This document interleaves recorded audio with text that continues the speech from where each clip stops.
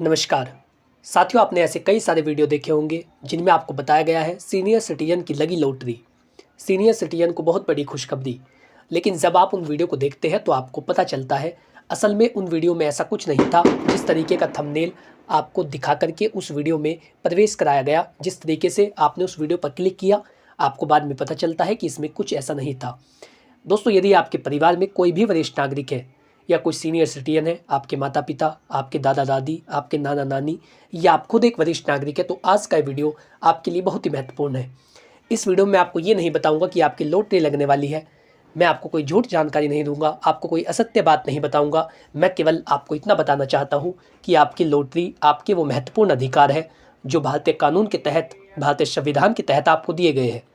आज के समाज में वरिष्ठ नागरिकों की जो दशा है वो किसी से छिपने वाली नहीं है। किस तरीके से बच्चों के द्वारा उनको परेशान किया जाता है, उनको घर से बाहर निकाल दिया जाता है, उन्हें उनकी ही संपत्ति से, जो उन्होंने अपने जीवन भर की कमाई से इकट्ठा की है, उन्हें उनकी संपत्ति से बेदखल कर दिया जाता है।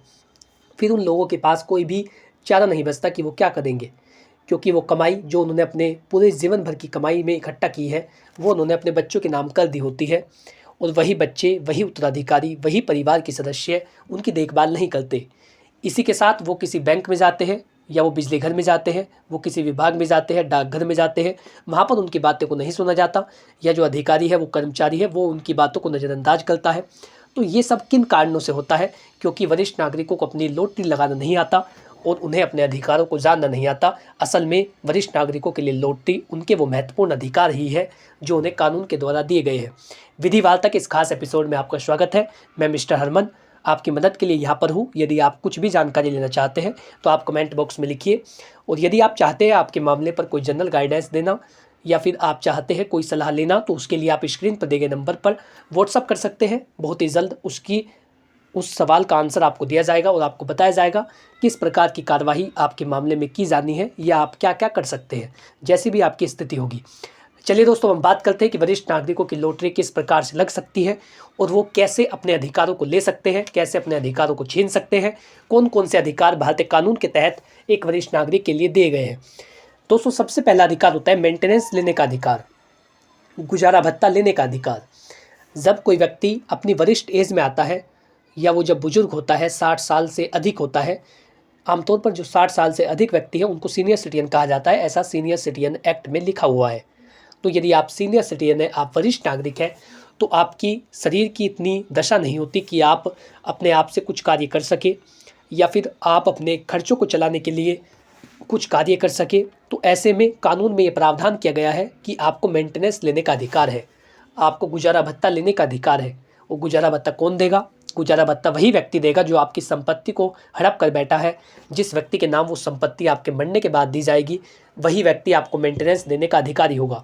मेंटेनेंस लेने का आपका सबसे महत्वपूर्ण अधिकार है जो वरिष्ठ नागरिक अधिनियम या सीनियर सिटीजन एक्ट में बताया गया है। दोस्तों, हर बुजुर्ग को ये अधिकार मिलता है।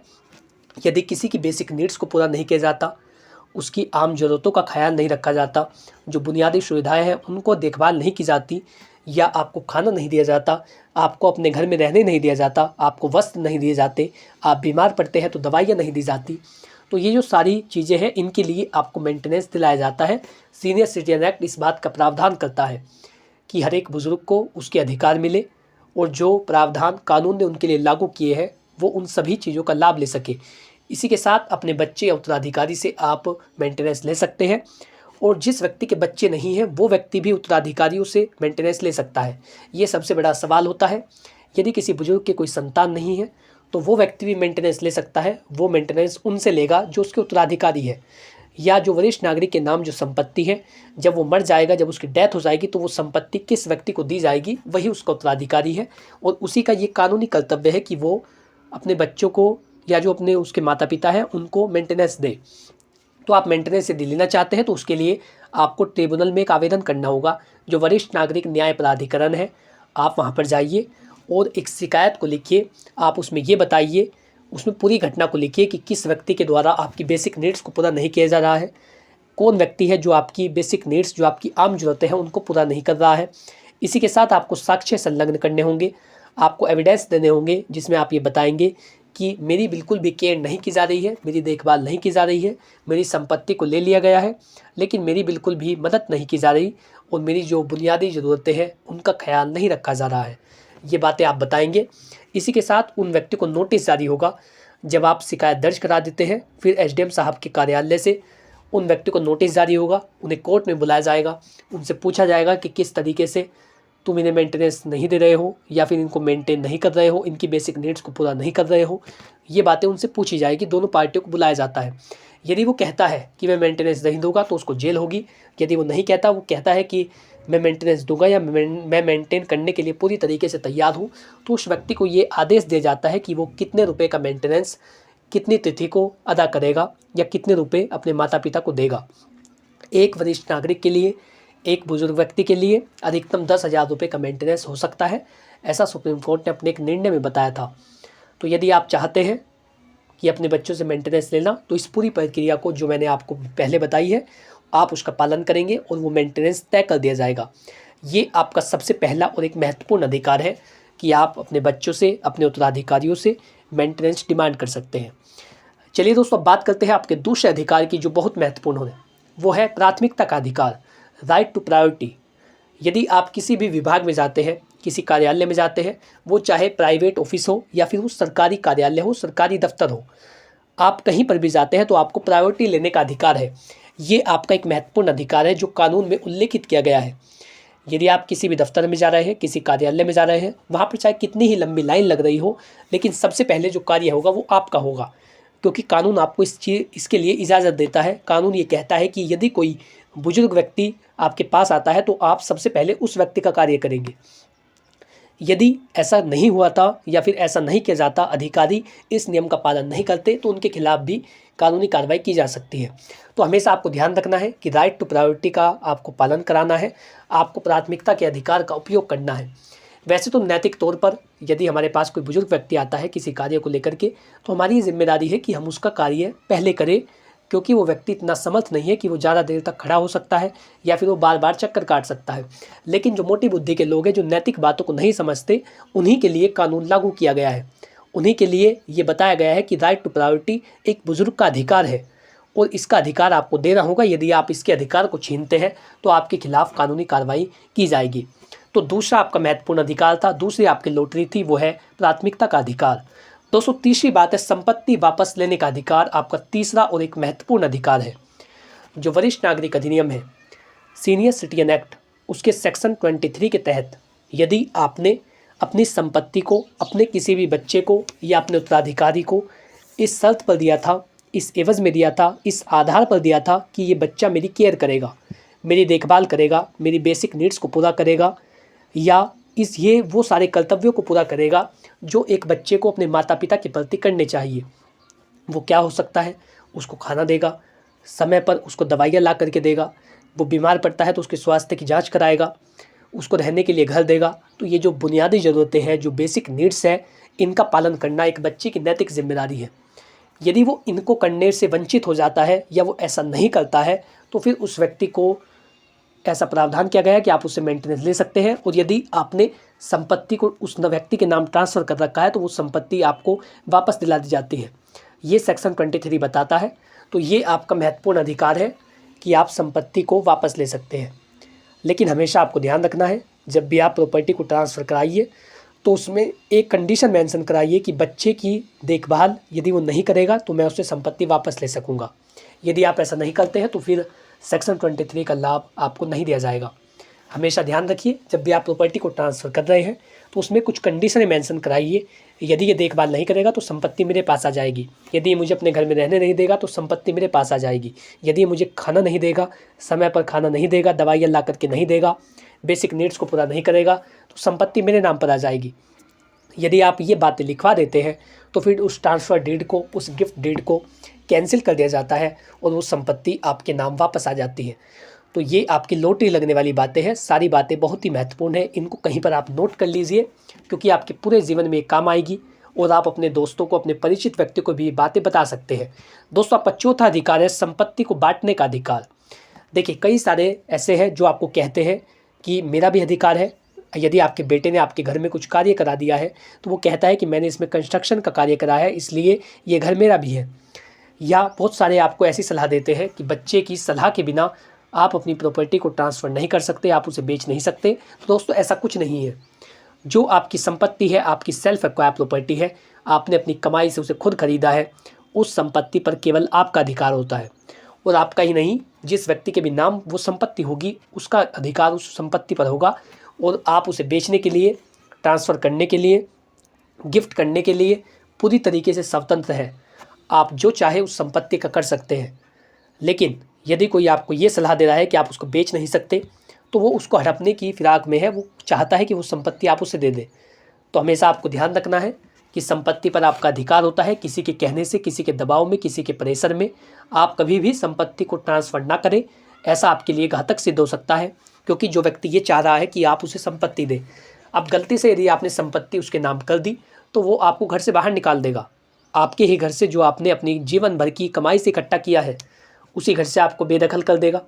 तो हमेशा आपको ध्यान रखना है कि कभी भी संपत्ति को इस तरीके से ट्रांसफ़र मत करें और संपत्ति को बांटने का अधिकार केवल आपका होता है, जो आपकी सेल्फ एक्वायर्ड प्रॉपर्टी है। आप चाहे तो एक वसीयत बना सकते हैं, वसीयत मान्य होगी, जब आपकी डेथ होगी उसके बाद उसे लागू किया जाएगा। और वसीयत उसी दस्तावेज को कहा जाता है जिसमें एक व्यक्ति अपने जीते जी ये लिख देता है कि मेरे मरने के बाद मेरी जो संपत्ति है वो किस व्यक्ति को दी जाएगी। यदि आपको ऐसा लग रहा है कि बच्चे मारपीट करते हैं, दुर्व्यवहार करते हैं या संपत्ति को हड़प लेते हैं, संपत्ति को हड़पने की फिराक में है, इनकी पूरी मंशा ये है कि किस प्रकार से संपत्ति को लिया जाए, तो आपके लिए एक बेस्ट ऑप्शन है विल बनाने के लिए। आपके पास एक बेहतर विकल्प है वसीयत बनाना। तो आप वसीयत बनाइए, एक अनुभवी वकील से मिलिए, उन्हें बताइए कि किस प्रकार से आपके बच्चों के द्वारा परेशान किया जा रहा है और आप चाहते हैं कि वसीयत बनाना। तो वसीयत बनाना भी एक महत्वपूर्ण कदम होगा जो आपकी संपत्ति को बचाएगा और आपके अधिकार के रूप में आपके साथ होगा। दोस्तों ये आपका चौथा अधिकार था जो मैंने आपको बताया, संपत्ति को बांटने का अधिकार। पांचवें अधिकार की यदि मैं बात करूं तो वो है शोषण के विरुद्ध अधिकार। आपको किसी भी व्यक्ति से अन्याय को नहीं झेलना है, चाहे वो कोई भी हो। और आपको, यदि आप अन्याय को झेलते हैं, किसी की मारपीट आप सहते हैं, कोई व्यक्ति आपके साथ दुर्व्यवहार कर रहा है, आप उसे कुछ नहीं कह रहे हैं, तो ऐसे में आपके खिलाफ कानूनी कार्रवाई तो नहीं होगी, लेकिन आपको अंदर ही अंदर घुटन महसूस होगी और आप हमेशा दब कर के जिएंगे। और नैतिक तौर पर वो व्यक्ति अपराधी होता है जो अपराध को झेलता है। और राहत इंदौरी साहब का एक शेर है कि न किसी हमसफ़र ना हमनसी से निकलेगा, ये हमारे पाँव का कांटा हम ही से निकलेगा। तो यदि कोई व्यक्ति आपको कुछ कह रहा है, बार बार आपके साथ मारपीट करता है, दुर्व्यवहार करता है, तो तुरंत आपको कदम उठाने की आवश्यकता है। तुरंत आपको उसके खिलाफ लीगल एक्शन लेने की ज़रूरत है। यदि आप ऐसा नहीं कर रहे हैं तो उसके जो हाव भाव है उसके बढ़ते रहेंगे और इसी तरीके से वो आपके साथ दुर्व्यवहार करता रहेगा। यदि ऐसा किया जा रहा है तो तुरंत लीगल एक्शन ले। यदि आप खुद ऐसा नहीं कर सकते तो किसी जानकार व्यक्ति को बताइए, उसे बताइए कि कौन कौन सी गतिविधि आपके साथ की जा रही है जो नैतिक तौर पर अपराध है। ये सारी बातें आपको बतानी होगी, तभी जा कर के आप अपने कानूनी पक्ष को मजबूत बना सकेंगे और आप ये बता सकेंगे कि मैंने इस व्यक्ति के खिलाफ में पहले भी कार्रवाई कराई थी। एक और पंक्ति मुझे याद आती है कि कुछ ना कहने से भी छिन जाता है एजाज सुखन, जुल्म सहने से भी जालिम की मदद होती है। कभी भी आप जुल्म को मत सहिए, क्योंकि यदि आप ऐसा कर रहे हैं, आप जुल्म को सहन कर रहे हैं, आप अत्याचार को झेल रहे हैं, तो आप असल में उस व्यक्ति की मदद कर रहे हैं जो आपके साथ ऐसा कर रहा है। तो हमेशा ध्यान रखिए कि आपका ये अधिकार है, शोषण के विरुद्ध अधिकार। कोई भी व्यक्ति आप पर अत्याचार या आपके साथ दुर्व्यवहार, मारपीट नहीं कर सकता। इसी के साथ आपका एक महत्वपूर्ण अधिकार है शालीनता से जीने का अधिकार, स्वतंत्रता से जीने का अधिकार, बिना किसी रोक टोक के जीने का अधिकार, अभिव्यक्ति करने का अधिकार। आप जो बताना चाहते हैं आप बोल सकते हैं। कोई व्यक्ति आपको ताने नहीं मार सकता, कोई व्यक्ति आपको घर में कैद करके नहीं रख सकता। ये सब आपके अधिकार है, यही आपकी लॉटरी है। यदि आपको अपने अधिकारों की जानकारी होगी तो आप ऐसा समझिए कि आपकी लॉटरी लग चुकी है।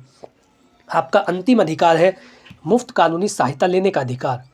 DLS से डिस्ट्रिक्ट लीगल सर्विस अथॉरिटी में जाकर के, या जिसे हिंदी में कहा जाता है जिला विधिक सेवा प्राधिकरण, आप वहां पर जाकर के मुफ्त में कानूनी सहायता ले सकते हैं।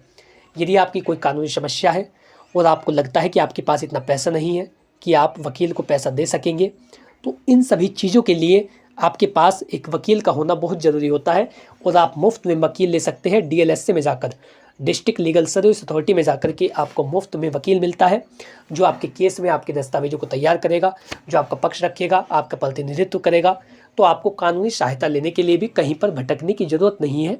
आप बिल्कुल मुफ्त में वकील की सहायता ले सकते हैं DLSA में जा कर के।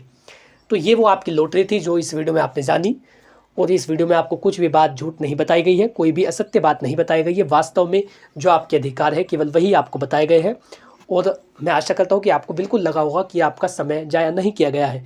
तो यदि आपको वीडियो अच्छा लगा है तो वीडियो को लाइक करें, चैनल को सब्सक्राइब कर ले, ताकि इसी प्रकार की महत्वपूर्ण वीडियो, लीगल नॉलेज, विधिक परामर्श, आपके अधिकार, कानूनी जानकारियाँ, सरकारी योजनाओं की नोटिफिकेशन, समाज के नए मुद्दे, आप उनसे क्या सीख सकते हैं, आपके अधिकार, विधि वार्ता चैनल के माध्यम से आपको प्रोवाइड कराए जा सके। यदि आपका इससे रिलेटेड कोई सवाल हो तो बिना संकोच किए कमेंट बॉक्स में लिखिए। आप चाहते हैं यदि मुझसे बात करना तो उसके लिए आप व्हाट्सएप पर मैसेज भेज सकते हैं, मैं बहुत ही जल्द उसका भी आपको उत्तर दूंगा। Thanks for watching this video. अपना कीमती समय देने के लिए धन्यवाद।